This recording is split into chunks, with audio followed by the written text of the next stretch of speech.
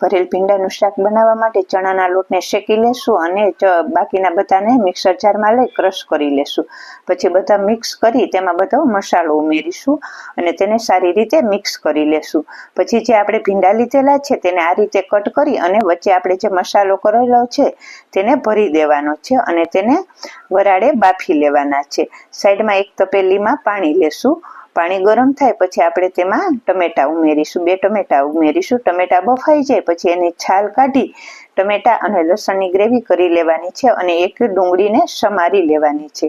હવે આપણે એક પેન લેશું, તેમાં તેલ ગરમ મૂકીશું. તેલ ગરમ થાય પછી બધા મસાલા ઉમેરીશું અને ડુંગળીને એમાં ઉમેરી સાતળી લેવાની છે. ડુંગળી થોડીક સોફ્ટ થાય પછી જે આપણે ટમેટાની ગ્રેવી કરેલી છે તે ઉમેરીશું અને ઉપરથી આપણે જે ભીંડા બાફેલા છે તે ઉમેરી ઉપર મસાલો ઉમેરી સહેજ પાણી નાખી અને મિક્સ કરી લેશું અને ધાણા ભાજી વેરીશું. તો તૈયાર છે આપણું ભરેલ ભીંડાનું શાક.